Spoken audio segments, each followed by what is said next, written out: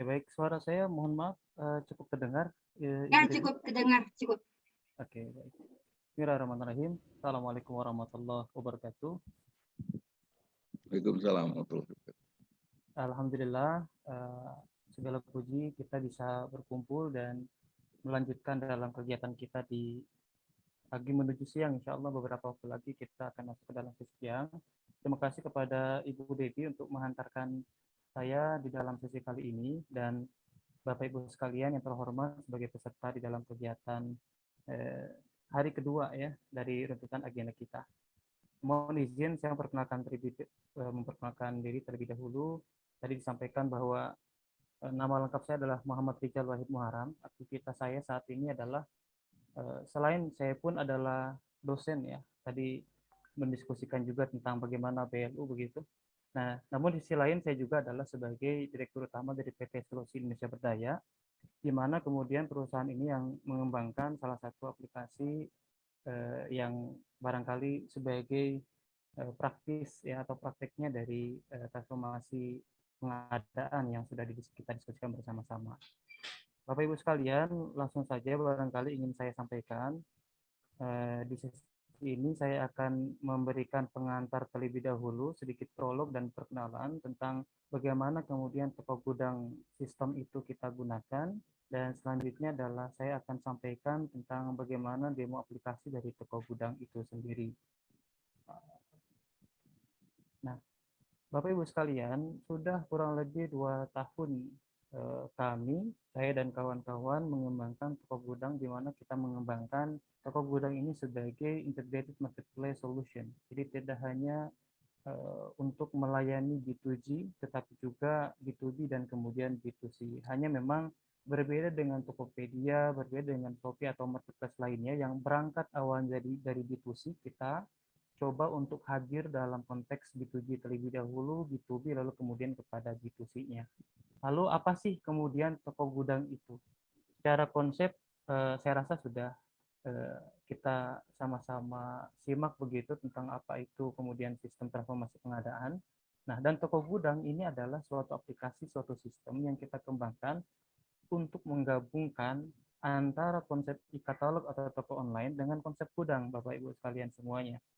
Nah, jadi kita tidak cuma sekedar untuk diakses di dalam katakanlah PC atau gadget begitu, tetapi juga secara sistem kami memfasilitasi untuk adanya gudang di lembaga atau instansi terkait yang kemudian kami kerjasamakan.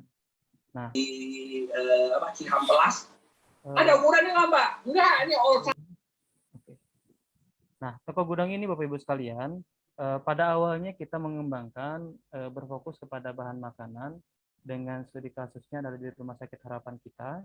Namun kami juga kali ini mengembangkan lebih lanjut ketika toko gudang ini kita kerjasamakan dengan PDAM di Wonosobo begitu, sehingga konten dari toko gudang itu sendiri adalah bahan-bahan PDAM ya, sarana PDAM dan sarana umumnya. Nah, ke depan kita juga akan mengembangkan dengan barang pakai habis pakai, sarana medis, dan kemudian produk-produk lainnya yang kemudian itu relevan dengan kebutuhan dari mitra atau lembaga. Inilah yang kemudian sebagai gambaran bagaimana konsep toko gudang yang kami kembangkan, di mana secara online kami menyediakan dengan penyesuaian agar ini sesuai dengan aturan yang berlaku, namun di sisi lain juga kami sediakan dalam konteks toko offline-nya. Nah, ini adalah Bapak Ibu sekalian skema procure to pay yang sudah berjalan secara sistem di toko gudang itu sendiri, di mana bisa dilihat di sini ya. Pada awalnya adalah user itu kemudian mereka memilih barang dan jasa. Kalau untuk kasus di harapan kita itu setiap sebulan sekali mereka memesan begitu ya sekian bahan makanan. Lalu setelah mereka memesan, terbitlah kemudian PO atau surat pesanan. Nah, setelah surat pesanan itu diterbitkan selama 1 bulan, namun karena ini bahan makanan, kami turunkan lagi menjadi yang namanya adalah delivery order begitu. Dikirim sebanyak 3 kali, 3 hari sekali begitu ya. 3 hari sekali, dan kemudian diakumulasikan selama 10 hari untuk kemudian proses kepada pembayaran. Nah, setelah user itu memesan, lalu kemudian surat pesanan masuk kepada penyedia dan diproses selama per 3 hari dalam bentuk delivery order. Setelah 10 hari, maka sistem ini akan mengenerate invoice. Begitu. Jadi berkas-berkas pembayaran ini sudah tidak perlu lagi kita bingung begitu. Semua kita efisiensikan secara waktunya. Nah, setelah 10 hari sudah waktunya untuk proses pembayaran. Nah, maka daripada itu, selain proses invoice, kita juga memfasilitasi adanya BAST dan BAPB atau BAP begitu. Nah, sehingga di dalam aplikasi kami, ini meskipun begitu, wujud dari depannya ini seperti marketplace pada umumnya, Bapak Ibu bisa nanti buka tokogudang.com, namun di dalam sistem ini sampai ada 12 user ya, 12 user yang masing-masing memiliki perannya yang berbeda gitu. Jadi kita masuk tidak hanya di dalam katakanlah sebagaimana marketplace pada umumnya, tetapi juga masuk ke dalam sistem di dalam, sehingga mulai dari pemesanan sampai pembayaran ini bisa kita selesaikan. Nah, ini kita sudah sediakan bagaimana pengadaan untuk uploading faktur pajaknya, kemudian sampai three-way matching, sehingga proses pembayaran, pengawajan pembayaran ini tidak bisa kemudian diajukan sebelum adanya proses three-way matching itu sendiri antar dokumen SPK, BAST, dan invoice, serta dokumen-dokumen lain yang kemudian dibutuhkan sebagai prasyarat dalam proses pembayaran. Nah, setelah ini semua ada three-way matching, lantas kemudian pengguna melakukan internal approval bayar. Nah, untuk di Rumah Sakit Harapan kita ada sekitar 5 level di tingkat proses manajemen sampai kepada pembayarannya. Nah, dan kami alhamdulillah Toko Gudang ini sudah bekerja sama juga dengan pihak Bank Mandiri, di mana Bank Mandiri tersebut notabene adalah bank yang bekerja sama dengan mitra, dalam hal ini adalah Rumah Sakit Harapan kita. Nah, sehingga singkatnya adalah ketika proses pembayaran itu sudah di-approval, nah lantas kemudian sistem kami memberikan instruksi pembayaran kepada pihak Bank Mandiri. Nah, sehingga di situ ada dua opsi. Apakah kemudian pihak bank yang dikerjasamakan itu mendebit dari saldo yang ada, atau yang kedua adalah pihak bank tersebut sistemnya memberikan pinjaman kepada mitra untuk kemudian dibayarkan dan disepakati dalam bentuk kerjasama yang itu bisa berjalan. Nah, ini secara umum bagaimana kemudian alur proses dari sistem kami. Nah, ini adalah hal-hal yang kemudian menjadi spirit kami tentang transformasi pengadaan ini, di mana pada awalnya kita ketahui banyak begitu level ya, mulai dari petani, kemudian banyak pihak-pihak yang terlibat. Sebagai contoh, hanya dalam pengadaan beras saja. Begitu. Namun dengan sistem yang kami lakukan, yang kami hadirkan, begitu, ini dapat kita potong. Sehingga efisiensi itu dapat terjadi begitu, apalagi ketika ini sudah berjalan dengan baik, SPK-nya kerjasamanya tidak hanya 1 tahun misalnya, tetapi adalah dalam jangka waktu yang sangat panjang. Tentu ini akan sangat bermanfaat untuk bagi petani begitu ya, pedagang dan seterusnya, rantai pasok yang terkait gitu. Bagaimana kemudian untuk bahan habis pakai seperti sarana umum, sarana PDAM dan seterusnya, ini pun sangat memungkinkan. Nah, sehingga apa keuntungannya? Efisiensi dari rantai supply-nya itu bisa kita hadirkan. Kemudian adanya efisiensi di pos ya, karena pembayaran itu bisa kita juga lebih efisiensikan secara waktunya, begitu. Ini akan sangat memberikan value yang sangat-sangat besar. Kemudian konsep gudang yang biasanya ada cost tersendiri untuk menyediakan gudang, tetapi dengan sedemikian rupa toko gudang ini mengembangkan agar gudang tersebut akhirnya menjadi produktif, bahkan disimpan di pihak ketiga. Jadi lembaga atau instansi terkait tidak perlu mengeluarkan pos untuk pemeliharaan gudang dan seterusnya. Nah, efek dari ini semua adalah memang mau tidak mau yang namanya adanya teknologi mendisrupsi segala sesuatunya. Gitu, seperti contohnya di Rumah Sakit Harapan kita banyak pekerjaan-pekerjaan konvensional yang akhirnya terbantu dan terfasilitasi oleh sistem ini. Nah, ini adalah bagaimana case-nya kami hadirkan untuk Rumah Sakit Harapan kita. Dan ini adalah gambaran dari sistem ya, toko gudang yang ini kita hadirkan untuk PDAM begitu. Nah, Bapak Ibu juga nanti bisa melihat di dalam lamannya pdam.tokogudang.com, itu adalah laman marketplace begitu, akses marketplace-nya, e-katalognya untuk yang kami sediakan bagi PDAM di Wonosobo. Nah, kalau kemudian Rumah Sakit Harapan kita itu menyediakan bahan makanan, baru bahan makanan begitu. Nah, untuk kemudian di PDAM ini kita menyediakan sesuai dengan kebutuhannya. Ada barang alat, barang habis pakai, dan seterusnya. Secara umum skema prosetupainya ini sama, namun karena ini bukan bahan makanan, memang ada efisiensi di sisi masalah tahapan-tahapannya yang kami sesuaikan dengan aturan yang berlaku, dan Bapak Ibu juga bisa melihat di sini. Mulai dari register, kemudian pemesanan produk, check out, terbitnya surat pesanan, sampai kepada barang diterima, dikonfirmasi, adanya terbit BST, begitu dokumen BST, proses pembayaran, dan akhirnya kemudian dilakukanlah proses pembayaran oleh pihak bank yang dikerjasamakan. Bank ini bisa dengan bank daerah atau juga bank nasional ya, begitu yang bisa kita kerjasamakan. Jadi tidak ada masalah begitu. Nah, itu sebagai prolog dan pengantar tentang introduce ya, tentang apa itu toko gudang. Nah, selanjutnya Bapak Ibu sekalian, saya akan menyajikan begitu bagaimana kemudian tampilan dari toko gudang itu sendiri. Nah, kita coba untuk login ya. Langsung, dan izin ini Bu Eka, saya apa namanya, login untuk menunjukkan bagaimana di case-nya. Bentar, saya coba akses terlebih dahulu.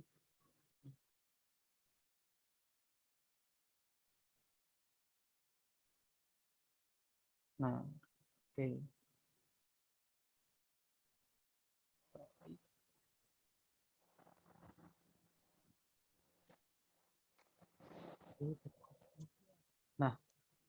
Nah, ini Bapak Ibu sekalian, tampilan dari aplikasi yang sudah kami kembangkan. Di mana di sini bisa kita lihat bersama-sama bahwa ini adalah contoh ya, akun yang dipegang oleh PPK. Nah, ketika proses apa namanya pemesanan begitu kan dilakukan oleh unit perencanaan terkait. Nah, setelah mereka apa namanya melakukan pemesanan, maka kami menyediakan ada proses persetujuan. Jadi nanti ada proses approval. Begitu. Ini tentunya akan sangat memudahkan alur ya, yang biasanya mungkin antara pemesanan approval itu membutuhkan waktu yang tidak sebentar. Ini akan sangat memudahkan. Nah, jadi adalah fitur-fitur yang sudah kami kembangkan sebagai informasi kepada Bapak Ibu sekalian. Ada persetujuan, di mana persetujuan ini adalah menu untuk approval dari barang-barang yang diterima.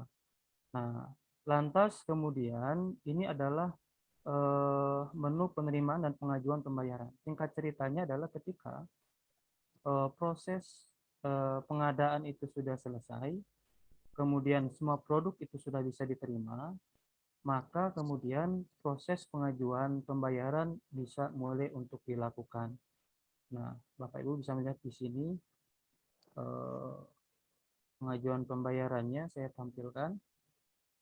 Nah, ini adalah laman ya, proses pengajuan pembayaran. Jadi ketika dokumen itu sudah terpenuhi, maka di sini akan muncul dokumen apa yang kurang dan dokumen apa yang kemudian tersedia. Saya coba tampilkan dulu ya untuk yang tersedia. Nah, ini contohnya. Gitu. Ini contoh demo untuk proses pengajuan pembayaran di periode bulan Juni. Nah, invoice, berkas kontrak, kemudian berkas PO, begitu, ini sudah tersedia secara sistem. Nah, BAST, BAP, dan kwitansi, BAST ini diinput oleh bagian yang kemudian penerimaan, BAP oleh bagian yang kemudian menginput sekaitan dengan BAP ini. Nah, setelah diinput, kemudian di-approval oleh pihak terkait, oleh pihak PPK, maka dokumen ini akan tergenerate secara otomatis. Ketika sudah selesai, dia akan pindah ke sini. Begitu. Nah, BAP ini akan pindah ke sini. Dan kwitansi pun ketika sudah selesai diunggah begitu, maka dia akan pindah ke sini. Ketika sudah selesai, maka dokumen tersedia secara keseluruhan dan action-nya mulai muncul untuk proses pengajuan pembayaran. Nah, ini secara gambarannya Bapak Ibu sekalian. Ini yang kita sebut dengan konsep three-way matching-nya. Begitu.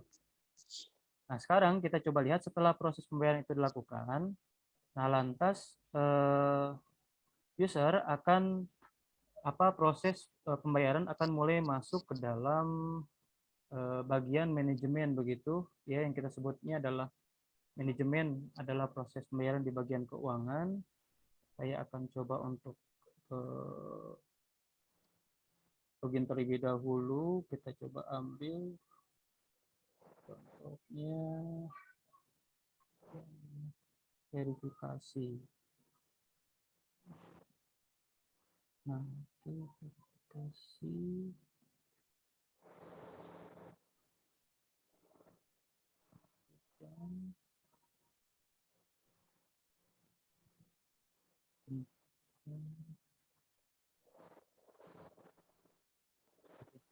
Nah,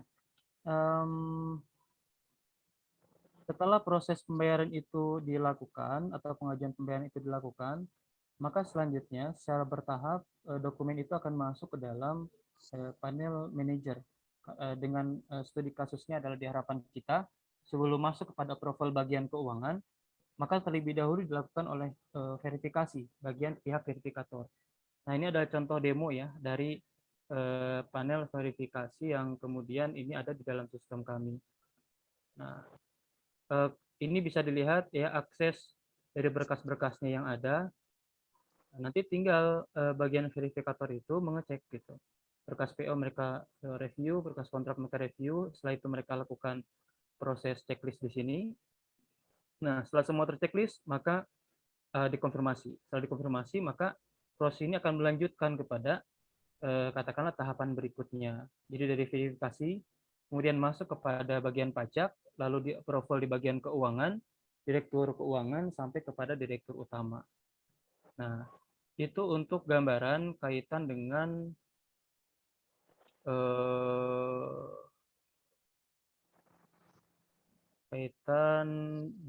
panel manager. Ini saya coba tampilkan contoh untuk simulasi yang bagian direktur keuangan. Nah, oke. Nah, ini adalah gambarannya Bapak Ibu sekalian. Jadi ketika ada proses dokumen datang, nah maka actionnya dia tinggal cek apakah berkasnya memang sudah terpenuhi. Tapi karena ini sudah dicek oleh verifikator, maka asumsinya memang tinggal di preview saja begitu ya oleh pihak direktur keuangan. Setelah itu, kalau ada catatan dia kirimkan, dan dia bisa cek di sini riwayatnya, riwayat approval-nya dia juga bisa cek begitu. Nah, lantas dilakukanlah kemudian action di sini. Nah, ketika action ini dilakukan, nah maka prosesnya akan dilanjutkan ke dalam direktur utama dan begitu seterusnya sampai direktur utama melakukan approval sama seperti ini, begitu gambarannya. Nah, lantas instruksi pembayaran sudah mulai dilakukan kepada pihak bank. Nah, ini adalah contoh demo dari aplikasi yang kami gunakan sama persis untuk yang Rumah Sakit Harapan kita. Nah, lalu bagaimana kemudian untuk yang PDAM? Kita coba Bapak Ibu sekalian masuk kepada yang bagian PDAM.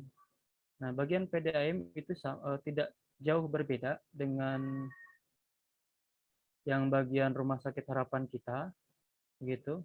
Nah, di sini bisa kita lihat bagaimana produk-produk yang kami sediakan, dan di dalam aplikasi ini pun sudah ada hitungan ketika dia memiliki pajak ya, masuk kepada barang yang dikenai pajak, maka dia masuk untuk kemudian barang yang sudah termasuk pajak.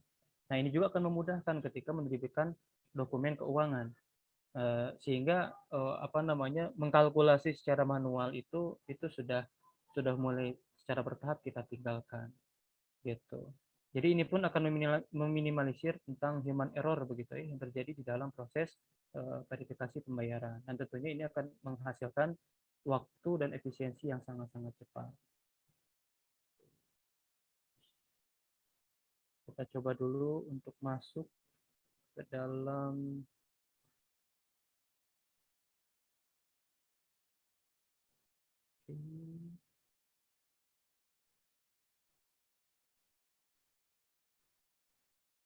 nah,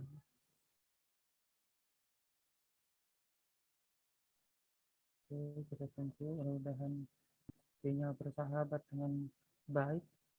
Nah,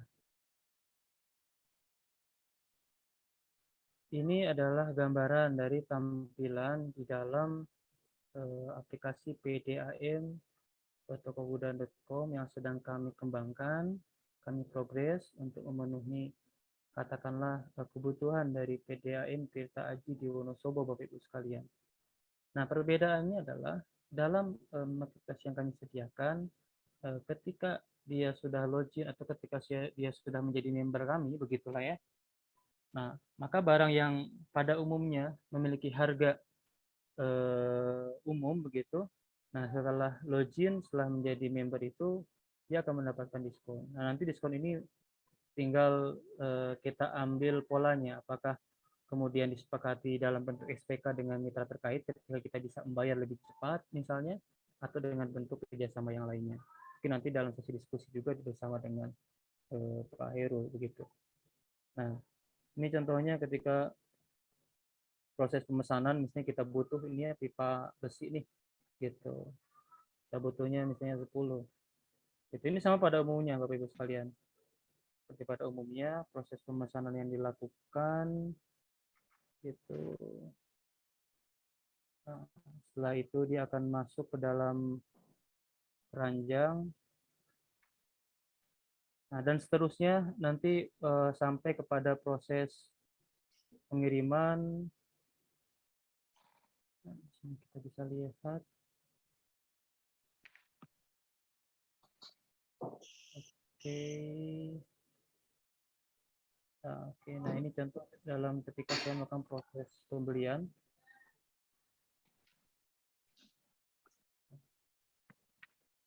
Oke, nanti nomor kontraknya tinggal kita input.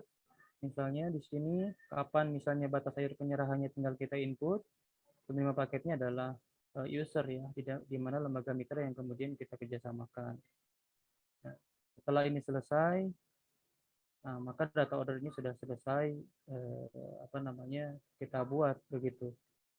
Nah, di sini bisa Bapak Ibu juga lihat bagaimana kemudian riwayat order yang itu sudah dilaksanakan atau sudah dilakukan. Nah, untuk proses internalnya ini kami menyediakan biasanya pelayanan untuk menyesuaikan dengan alur yang ada. Nah, tentunya dengan advice tertentu sehingga proses efisiensinya betul-betul dapat dirasakan. Nah, ini Bapak Ibu sekalian secara umum tidak jauh berbeda seperti pada materi pada umumnya, hanya kami sampaikan bahwa di dalam dokumen-dokumen ini tersedia dokumen pendukung yang terkait dengan proses pembayaran dan pengadaan.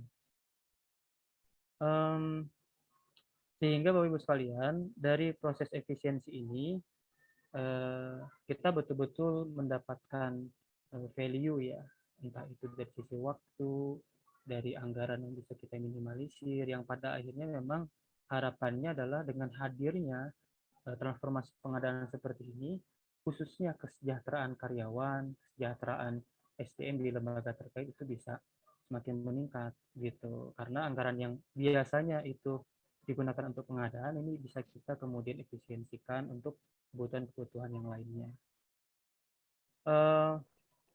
Ya, satu lagi barangkali Bapak Ibu sekalian, karena saya begitu dan kawan-kawan kami di sini di PT Solusi Indonesia Berdaya begitu ya, itu juga mengembangkan yang namanya aplikasi WhatsApp ya, WhatsApp bot. WhatsApp bot itu adalah aplikasi WhatsApp yang kemudian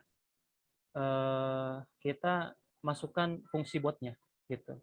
Jadi ketika misalnya nih proses pembayaran itu sudah dilakukan atau adanya proses yang dilakukan, maka notifikasi itu selain melalui email akan disampaikan juga melalui WhatsApp gitu.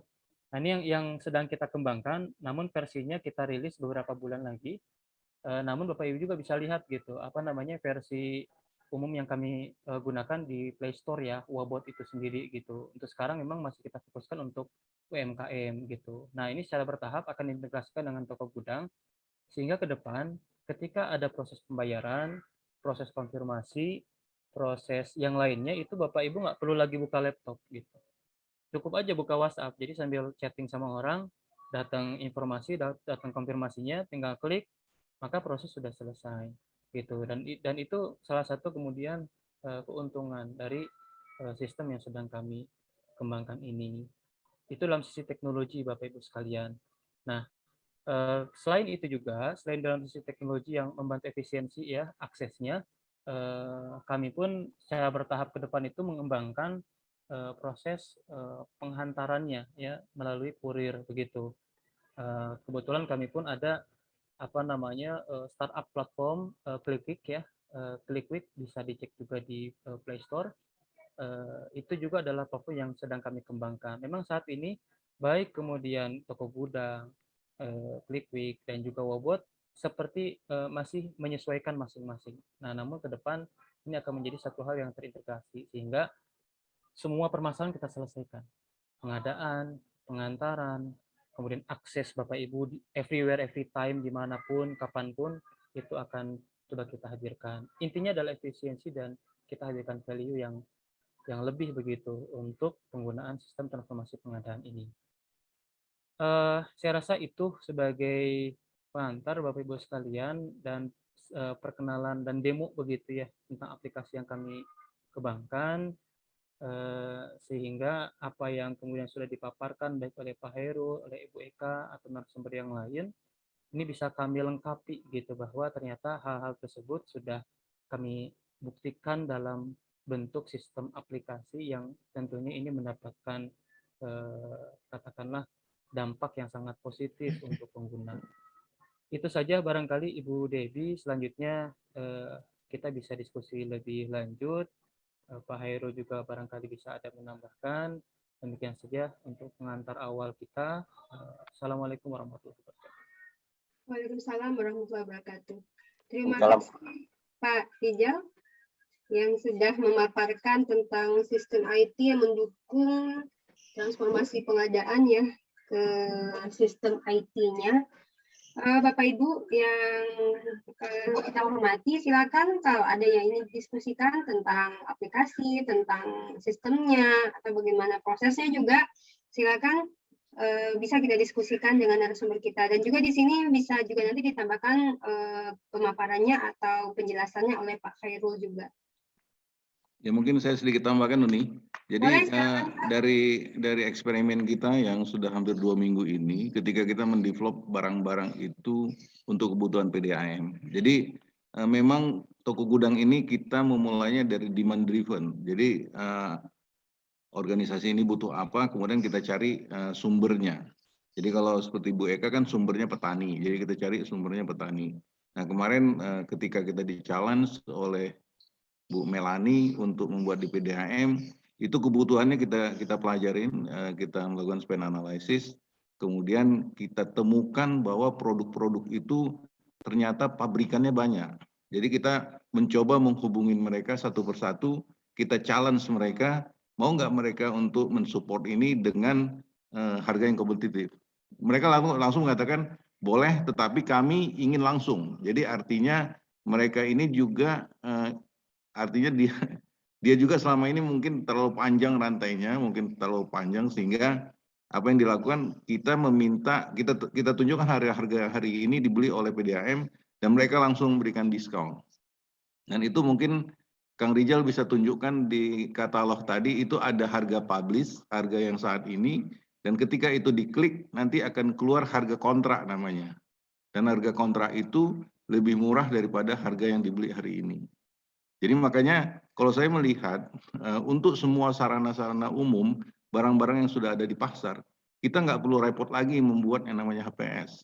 Yang kita minta itu adalah harga diskon dari harga pasar. Nah, ini mungkin bisa diklik salah satunya, itu nanti ketika diklik, itulah harga negotiated kontrak kita. Jadi ketika dia dijual di pasar, barang itu adalah harga pasar berkompetisi dari pasar, tetapi ketika dia berkontrak, harganya lebih murah daripada harga pasar. Dan inilah model e-marketplace B2B yang saya tiru dari yang dikembangkan Pasia di Manila. Jadi kita bisa bernegosiasi dengan vendor dengan memberikan leverage kontrak dan long term dan bayar cepat. Dan mereka otomatis akan memberikan diskon dari harga pasarnya. Coba Kang Rijal bisa ditunjukkan harganya. Oke. Tadi kita pakai produk yang awal itu harganya sekitar 20.000 ya. Nah, setelah kemudian di login itu kita mendapatkan harga kontrak ini Pak Herul ya. Ini harga pasar ya, ini harga publish mereka. Ini, Ketika dijual ya, B2C harganya ini. Ketika berkontrak ini 14.000, tadinya 20.000. Gitu. coba dimunculkan di harga publishnya ada nggak? Ini nih Pak, 14.000 ini. Itu harga Ini publish apa? Ini harga kontrak 14.000 ya. Harga Nah, publishnya karena kita sudah login, harga publishnya itu 20.000 yang tadi. bisa dibuka sebelum harga login. Bentar. Nah, ini kelebihannya di konsep toko gudang. Kenapa bisa murah? Karena kita menjanjikan dua, ada kontrak dan bayar cepat. Nah, ini nih. Ini harga sebelum harga publis ya, harga umum ya. 20.900. Ini contohnya nih ya. Gitu. Nah, setelah kemudian dia login, ya, dia mendapatkan harga kontrak ya. Dia mendapatkan harga kontrak. Gitu. Jadi nanti di dalam kontrak payungnya kita akan meminta diskon atau harga kontrak di masing-masing item itu, Pak Ipep dan bapak-bapak yang lain. Dan disitulah negotiation kita dengan penyedia. Dan ini kita asumsikan penyedianya hanya satu tangan. Jadi dari prinsipal atau dari agregator ke koperasi dan koperasi ke institusinya. Jadi ini desain kita untuk PDAM itu nanti koperasi PDAM menjadi distributornya mereka. Dan nanti koperasi pun akan mendapatkan yang namanya distributor fee dan itu tergantung negosiasi masing-masing pabrikan. Gitu ya. Oke. Menarik. Sangat menarik ya Bapak Ibu semua. Tadi berhubungan dengan kontrak tadi, ini juga saya lihat ada ketuanya Fakpi, Pak Alfian Andri ini. Nah, jadi mengingat ada Fakpi di sini, saya tertarik dengan kontraknya Pak Khairul. Nah, kontraknya tadi dinyatakan harga pasarnya lebih mahal daripada harga kontrak. Karena harga kontrak itu ada kepastian pembayaran lebih cepat gitu ya. Dan kuantitasnya mungkin panjang ya di kepastian kuantitas gitu kan, itu mendapatkan harga kontrak yang lebih murah. Nah, bagaimana terkait dengan tanggung jawab Pak dan sanksi? Apakah selama ini dalam kontrak itu disebutkan juga apabila mereka tidak dapat menyanggupi, bagaimana statusnya seperti itu? Jadi gini Uni, ini ada satu lagi reform ya, ini ada breakthrough namanya. Yang namanya sarana umum itu umumnya adalah barang-barang habis pakai Uni. Makanya kita bikin konsepnya adalah toko gudang. Jadi kalau kita bisa menentukan kebutuhan kertas kita, nanti si penyedia, si pabrikan atau agregator itu akan menaruh di gudang kita melalui koperasi dan nanti koperasi yang akan mengirimkan atau tidak perlu dikirim lagi. Jadi nggak ada alasan itu tidak akan pernah sampai. Karena dari analisa kita di supply chain itu yang paling babaliut adalah inventory. Nah, makanya inventory ini kita hilangkan, biarkan vendor yang ngurus, pakai sistem. Goyang ya? Ya, oke. Dan ini sudah best practices internasional sekarang. Orang nggak ada lagi seperti rumah sakit yang kata Bu Eka banyak gudang itu udah kuno itu. Sekarang gudang itu hanya koperasi rumah sakit menyiapkan tempat, nanti isinya diisi oleh vendor, tetapi koperasi hanya memanage mereka sebagai manajerial saja. Tapi tanggung jawab barang itu sebelum dibeli atau sebelum dipindahkan ke propertinya rumah sakit adalah tanggung jawabnya vendor. Berarti tanggung jawabnya koperasi ya Pak Khairul ya? Ya, koperasi juga tidak bertanggung jawab sebenarnya. Koperasi hanya menyiapkan tempat, tapi bekerja sama dengan prinsipal tadi atau agregator gitu loh. Tapi tetap dalam kontraknya juga ada yang kahar ya Pak, menetapkan kan ada sesuatu hal yang tidak dapat. Oh iya, itu kita nggak rubah. Itu jangan dirubah sedikit pun. Jadi saya udah bilang kemarin, kita ingin ke Bandung, kita ini tidak merubah tujuan Bandungnya, tetapi kita sekarang lewat jalur cepatnya gitu loh. Tapi kita tidak lewat puncak lagi yang penuh dengan rambu-rambu. Kebayang ya? Inilah terobosannya gitu loh. Suatu saat apabila tidak terpenuhi, nah ini kan sebenarnya kalau memang ada sesuatu hal yang tidak diinginkan nih Pak, tentu tetap ada sanksi apa ya? Ada. Malah sekarang kita sebutkan penalti kalau harganya itu mereka jual, harga kontrak kita ada lebih murah seperti yang diterapkan oleh PLKPP. kita denda dia 10%, 10 kali misalkan. Oke, Itu iya. dari harga, dari kehadiran barang kita bisa penalti juga.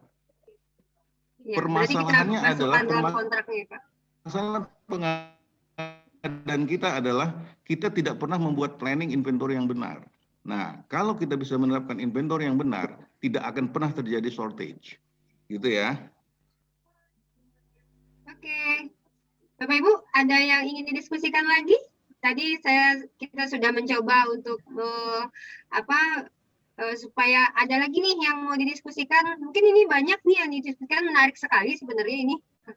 Silakan Bapak Ibu yang lain. Dari sisi kontrak, dari sisi bagaimana cara mungkin, dari sisi bagaimana kerjasamanya mungkin, ya ini bisa juga nih. Silakan. Pak Khairul. Yes. Saya kira itu ketiadaan barang itu hampir tidak mungkin. Jadi kalau barang itu tidak ada, itu berarti si pabrikan, produsennya itu udah gulung tikar gitu. Iya. Jadi hampir tidak ada. Iya. Dan kalaupun ada, itu tadi ada solusinya, ada denda. Iya. Tapi tidak mungkin lah si pabrikan tuh mau menanggung risiko kayak gitu. Baguslah ini konsepnya. Gitu ya. Ya, jadi ini siap. memang hal baru Pak Ipep.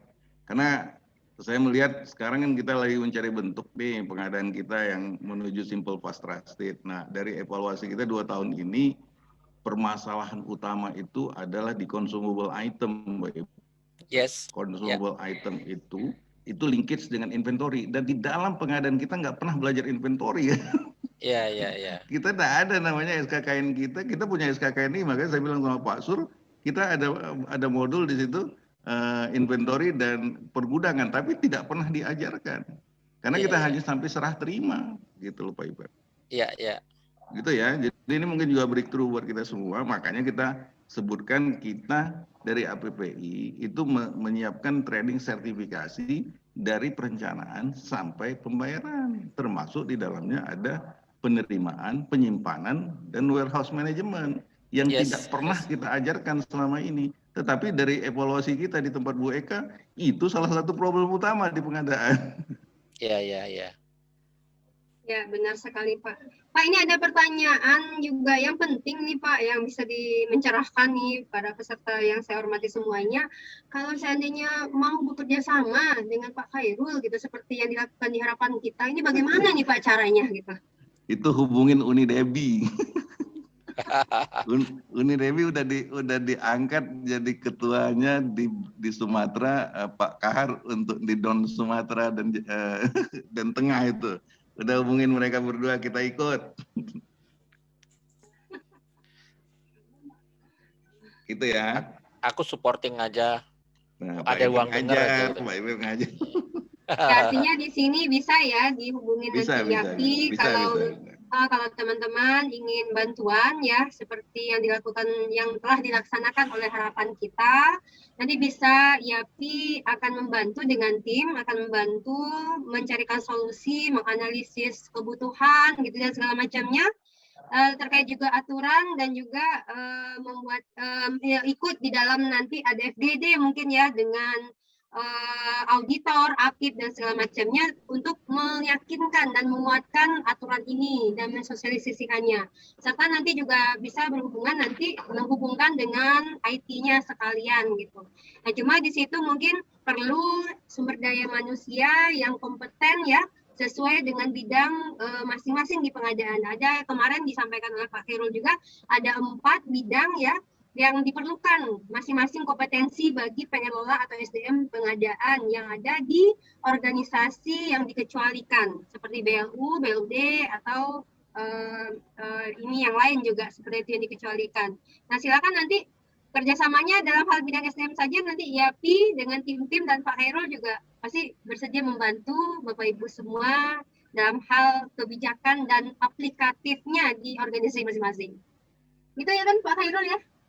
Ya kira-kira gitu. Jadi message dari IAPI karena kita lebih di-challenge ya Pak Ipep untuk membantu, karena salah satu tujuan IAPI itu adalah bagaimana membantu sistem pengadaan di Indonesia. Nah, kalau yang di pemerintah kan sudah ada LKPP, jadi kita mencoba mengkhususkan diri di organisasi yang dikecualikan. Kira-kira gitu. Jadi memang core kita tetap di pelatihan dan sertifikasi. Ini Pak Suryadi juga ada.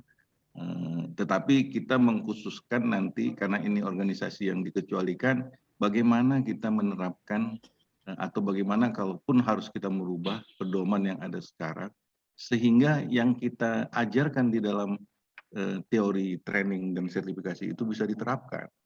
Makanya ada salah satu klaster kita namanya Certified Procurement Strategist, itu kita tujukan untuk manajerial ke atas supaya semua BOD dan manajer itu mendukung proses transformasi ini, Uni. Karena saya melihat yang paling berat itu adalah kita sama-sama komit di internal seperti yang dilakukan oleh Bu Eka dan tim internal yang sangat komit untuk melakukan perubahan.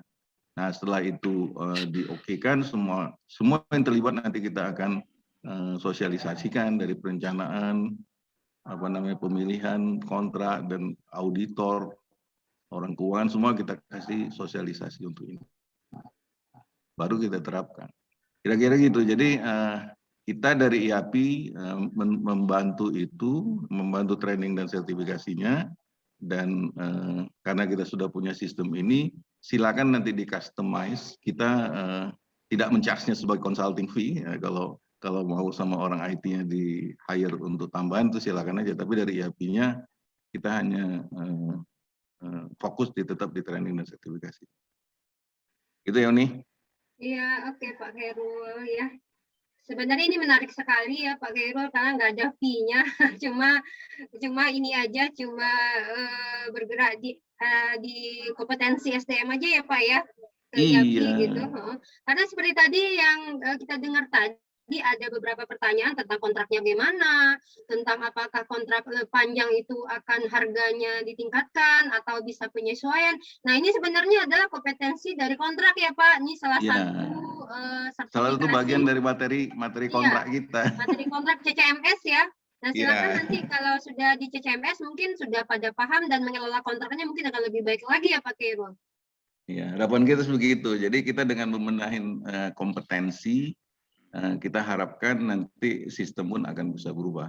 Karena dari pengalaman saya dan teman-teman di IPSM itu ada yang kurang di kita ini. Kalau di internasional itu ada sertifikasi internasional yang sudah memang best practices ya Uni ya. Dan makanya sekarang kita juga lagi bekerja sama dengan Peter Krazik itu membawa itu ke Indonesia. Karena memang pengadaan di Indonesia itu belum ada latar belakang ilmunya. Gitu. Jadi kita selama ini latar belakang kita Kepres APBN yang sebelum tahun 2020 dan itu rohnya adalah roh keuangan. Dan itu sama sekali menurut Pak Peter Krazik itu yang bikin kadang-kadang kita jadi lambat gitu loh nih. Ini hal lain lah, kita akan bicara nanti di dalam pelatihan kita. Jadi saya melihat ada hal-hal secara prinsip, makanya selalu saya bilang ekstrim. Tujuannya kita udah sama nih ke Bandung, tetapi kita masih menjalani jalan puncak. Dan jalan puncak itu banyak hambatan, nah, itu loh. Karena tidak ada di dalam sejarah pengadaan internasional yang namanya batas nilai. Yang ada itu hanya kelompok. Nah ini juga hal nanti kita bisa discuss. Nah ketika kita bikin batas nilai 100-200 juta, pecahlah paket kita ke batas nilai. Gitu ya. Dan itu menjadi sangat transaksional. Padahal konsepnya kita harus menggabungkan itu di dalam satu konsolidasi. Untuk SPK-nya pecah 1000 pun nggak ada masalah. Tapi pecah itu tidak sama dengan kontrak. Gitu ya. Jadi itu hal yang kita bilang masih lewat jalan puncak itu Pak Ipep. Ya. Kalau kita masih memakai itu seumur hidup tidak akan pernah terjadi yang namanya simple fast and trusted. Tidak akan pernah terjadi. Tetapi di dalam actionnya LKPP sudah melakukan breakthrough, membuat katalog. Katalog LKPP itu pernah diakuin oleh dunia sebagai salah satu katalog breakthrough di dunia karena waktu awalnya itu diwajibkan. Tetapi ketika dia tidak diwajibkan, itu failnya. Oke, itu hanya sedikit insight aja. Iya. Bagaimana Bapak Ibu peserta yang saya hormati, apa ini? Silakan kalau ada yang ingin berdiskusi, kita masih punya waktu loh 10 menit lagi. Minta Ya. kontak person, iya please ya. Nanti di dalam grup ya kita berikan kontak person. Tadi juga ada yang meminta kontak personnya Mbak Eka Wara, Pak Khairul juga. Nanti kita bagikan di grup kita ya, Bapak Ibu semua. Kontak personnya Uni Debi, Pak Kahar, Bu Eka. Siap. Nanti kontak personnya kita bagi di grup kita. Oke, silakan. Ada lagi mungkin yang ingin didiskusikan? Kita masih punya waktu 10 menit lagi sebelum kita menutup acara kita pada hari ini. Ya, Ini bapak-bapak dari PTPN lah ya. ada komen. Saya menarik itu karena saya lihat PTPN itu baru jadikan holding ya Pak ya? Atau sudah lama? Belum. Siapa yang dari PTPN Pak? Ada Bu Maya. Ya, jadi itu challenge-nya. Jadi salah satu strategi yang saya melihat ya, salah satu strategi untuk efisiensi itu membuat holding, dan PTPN sudah membuat holding dan tinggal bagaimana action plan di dalam holding. Itu aja tuh, nanti timnya pengadaan PTPN bisa kita discuss bagaimana melakukan strategic procurement di holding. Ya, Total solution buat mereka ya Pak Khairul ya. Ya, karena itu Pak IPM, yang paling susah itu kan membuat kayak yang saya contohkan di North Sea itu ya Pak IPM. Iya, betul. Itu 6 negara kumpul duduk bareng itu kan susah Pak IPM. Betul. Nah ini mereka 13 sudah duduk bareng di satu holding. Ya, itu udah satu stage lebih advance gitu loh. Iya, iya. Nah ketika di Malaysia mereka dipaksa untuk duduk bareng. Nah, kalau di di North Sea itu mereka terpaksa duduk bareng. Nah, kalau di holding mereka sudah duduk bareng. Iya, betul. Gitu ya.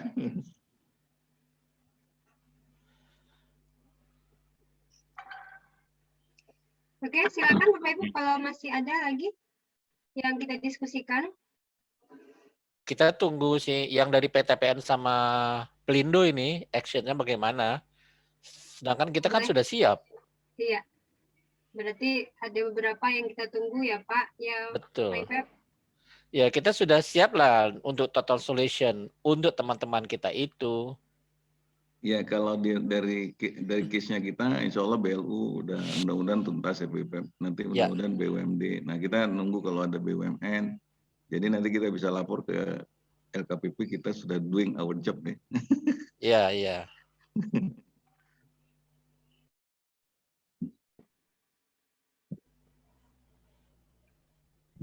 Oke Uni. Barangkali Pak Khairul.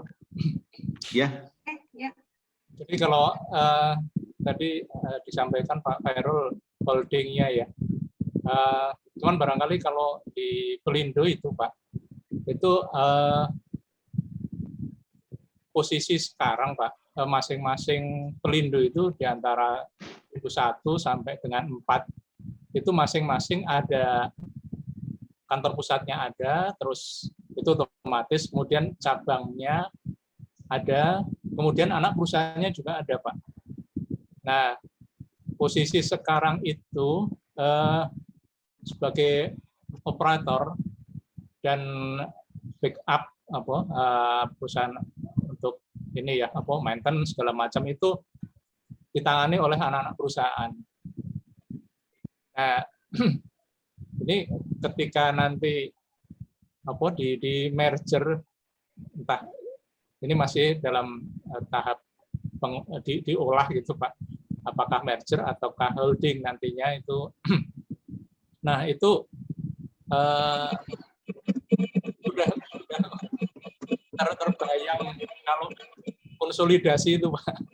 Jadi mungkin untuk barang-barang tertentu ya yang bisa dikonsolidasi, tapi untuk yang terkait dengan kebutuhan operasional barangkali juga konsolidasinya untuk sesama entitas yang bergerak di bidang operasional, begitu mungkin ya Pak Khairul ya.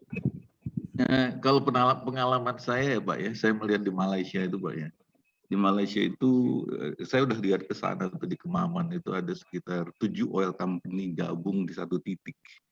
Itu entitasnya tidak sama, Pak. Jadi ada oil company ini, ada 7 dia gabung.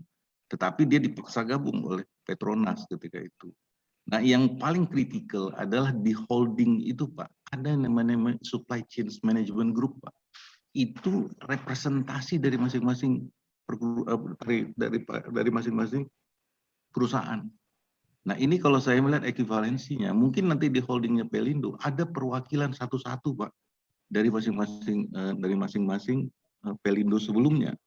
Nah, disinilah didesain yang namanya strategic supply chain itu. Nah, nanti eksekusinya, Pak, itu kita nggak usah merubah, Pak.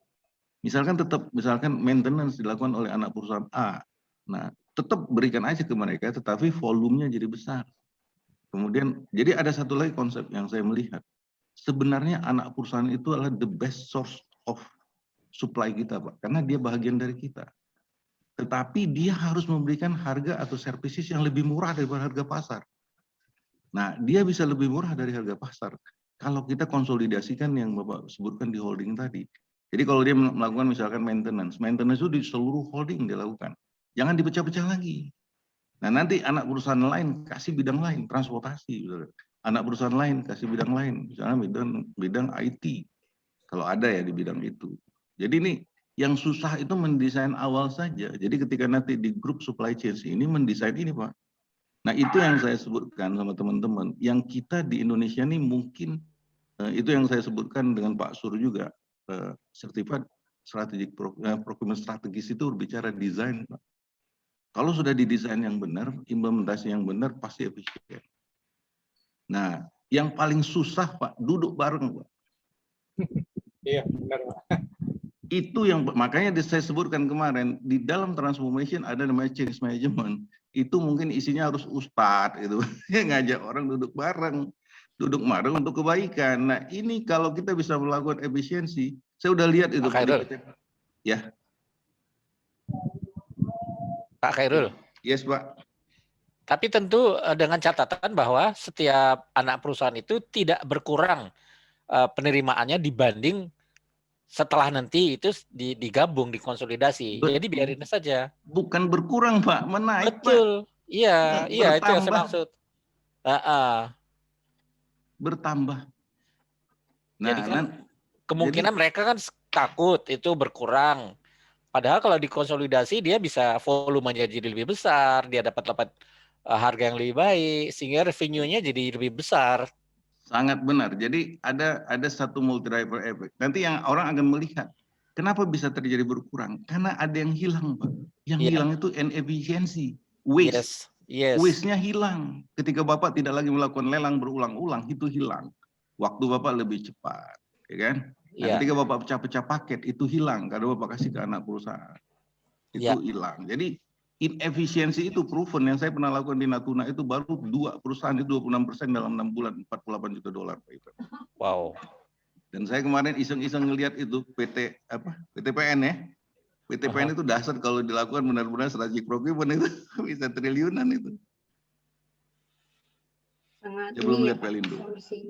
Itu kalau benar-benar terjadi ya Pak, mudah-mudahan sebentar lagi bisa sesuai dengan harapan begitu. Amin. Karena ada satu Pak Ipep, untung itu cuma 2. Untung itu adalah pendapatan dikurangin dengan biaya. Biaya ya. Nah, selama ini kita berpikiran menaikkan untung itu membesarkan pendapatan atau itu setengah mati. Tetapi kita nggak pernah konsentrasi di mengurangi biaya. Yes. Nah, untung salesnya tetap, kemudian biayanya drop. Ini yang luar biasa strategi gitu. Iya.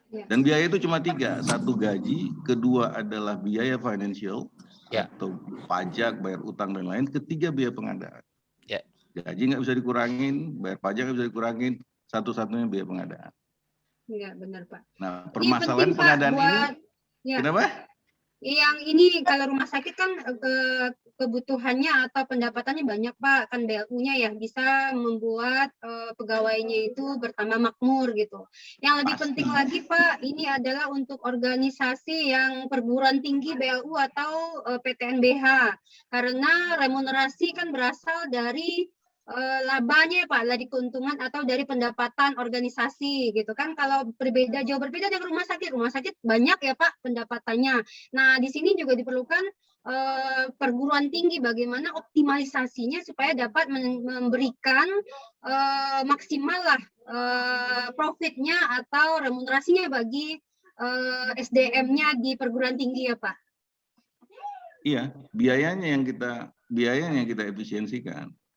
Dan biaya itu hanya biaya pengadaan.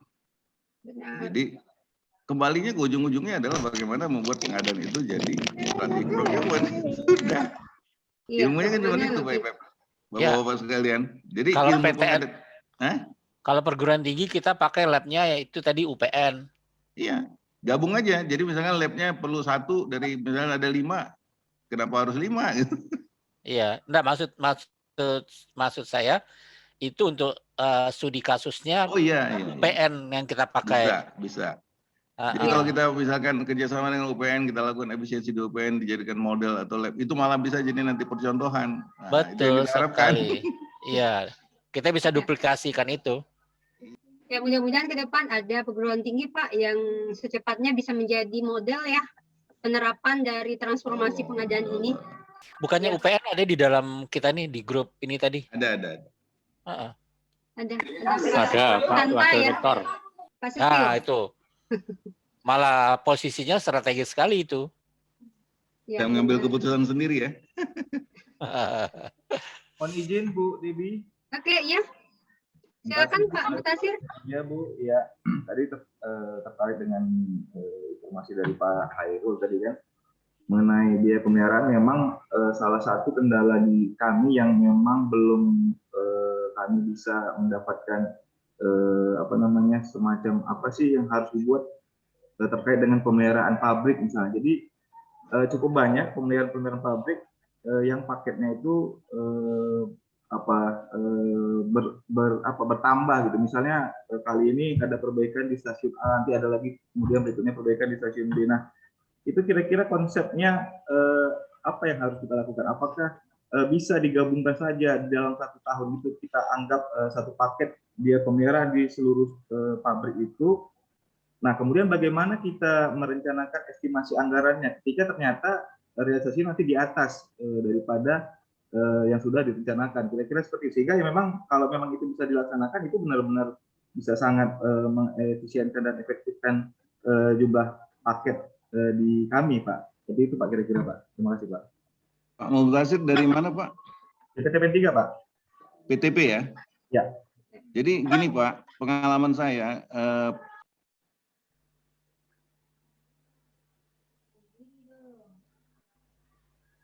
Pak Khairul ini. Mic-nya, Pak? Mic-nya Pak Khairul, maaf. Sorry, maaf. Saya harus matikan ini. Jadi gini Pak Mubasir, isu dari pemeliharaan itu selama ini adalah karena masih dianggap sebagai paket, Pak.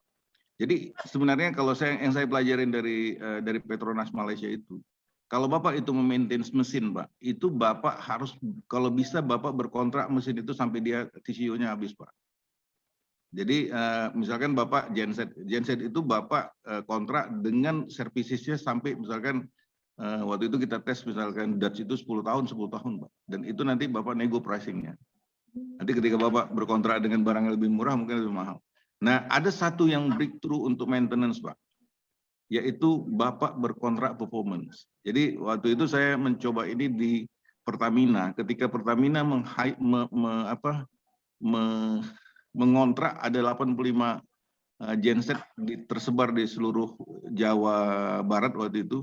Dan itu mereka berkontrak konvensional seperti sekarang, mereka kontrak gensetnya, mereka kontrak orang, mereka kontrak consumable. Ada 3 kontrak.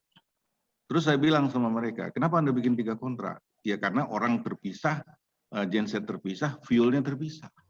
Nah itu kita rubah, Pak. Kita tidak usah beli gensetnya, tapi kita berkontrak dengan kontraktor, kita bilang, saya akan bayar genset Anda kalau hidup. Kita bayar per kWh, Pak.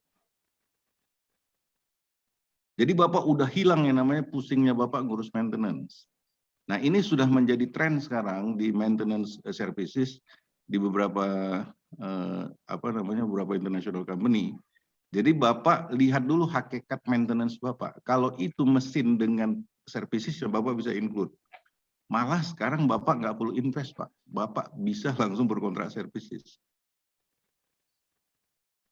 Gitu ya Pak ya. Jadi misalnya ada pabrik, misalnya Bapak cari, pabrik saya nggak tahu tuh pengolahan kelapa sawit. Ada nggak pabrikan membuat pengolahan kelapa sawit? Dan itu udah, kalau kita bisa approach dengan long term kontrak, mereka yang akan invest mesin buat Bapak. Tapi Bapak bayarnya per output. Mungkin kami parsialnya, misalnya dari sisi boilernya atau dari sisi turbinnya mungkin seperti itu Pak ya. Kalau memang ada satu whole package-nya itu mungkin kan kami pun tidak ada rencana membangun pabrik kelapa sawit lagi ke depan kan Pak. Mungkin masih jauh lah kan. Nah mungkin yang ada yang existing sekarang ini mungkin yang ada merek-merek tertentu gitu ya, yang ada hatinya itu mungkin itu yang bisa kita simpelkan kali Pak ya. Mereka di counter gitu ya. Yes, bisa Pak. Makanya saya sebutkan karena kita bisa bikin pedoman sendiri Pak. Bapak harus melihat bahwa itu kalau itu logik bisa, kita bisa lakukan. Jadi kalau menurut Bapak yang terbaik itu, misalnya sekarang dengan boiler itu dengan maintenance-nya kepada pabrikan atau distributornya mangga, atau orang yang ditunjuk mereka. Nah itu Bapak bikin kontraknya bisa dihitung pricing-nya buat long term selama umur ekonomis Pak. Oke. Gitu ya. Dan jelas ya Bapak Mutasir. Mudah-mudahan di lain kesempatan kita langsung ke pelatihannya kali Pak Khairul, bagaimana tata caranya. Itu salah satu yang kita bahas dalam pelatihan nanti kalau di tempat Bapak Pak. Ya, karena masing-masing organisasi itu pasti berbeda ya. Berbeda organisasinya, berbeda aturannya, tentu berbeda juga strateginya Pak Mudasir ya. Nah itu yang penting itu peningkatan SDM-nya. Kira-kira seperti itu ya Bapak Ibu semua. Ya, kita sudah menunjukkan izin Bapak Khairul. Kita sudah udah dari saya itu aja. Nanti itu Pak Muntasir kalau kita dalam pelatihan di PTPN kita angkat case-nya seperti itu Pak. Jadi makanya saya bilang ya itu akan membantu kompetensi Bapak. Kalian bagian yang berwenangnya sekalian ikutkan gitu Pak. Iya benar. Itu yang penting tuh Pak Mutasir. Oke, Bapak Ibu semua yang saya hormati, hari sudah menunjukkan jam 12 dan kita mau tidak mau harus mengakhiri pertemuan kita. Silakan mungkin Pak Muhammad Rijal untuk memberikan close statement-nya untuk sesi yang keempat ini, silakan. Ya, singkat saja Ibu Debbie, Bapak Ibu sekalian, yang pertama dengan demonstrasi yang sudah saya sampaikan, itu artinya adalah teknologi digital itu memungkinkan dan sangat memungkinkan untuk kita terapkan dalam transformasi pengadaan, dan dengan value yang sangat banyak, efisiensi di sini nilai, waktu, kemudian cost dan lain sebagainya. Yang kedua adalah kami insya Allah siap begitu ya untuk mendampingi dan juga mengembangkan transformasi pengadaan ini dalam konteks sisi teknologinya. Mudah-mudahan silaturahimnya dan diskusinya bisa kita tindak lanjuti pasca begitu kegiatan dari 2 hari ini. Nah, itu saja barangkali Ibu Debbie. Kalau terakhir ya, kalau saya ingat tadi Pak Khairul itu permasalahan kita ini kan adalah tinggal maunya ya begitu ya. Nah, jadi mudah-mudahan dengan setelah didemonstrasikan itu, nah maka kita sama-sama memiliki kemauan yang kuat untuk menghadirkan transformasi pengadaan, khususnya kemudian menghadirkan teknologi di dalam bagiannya. Demikian saja, terima kasih atas kesempatannya. Mudah-mudahan bisa bersilaturahmi lagi di lain waktu. Assalamualaikum warahmatullahi wabarakatuh. Waalaikumsalam warahmatullahi wabarakatuh. Terima kasih Pak Muhammad Rizal.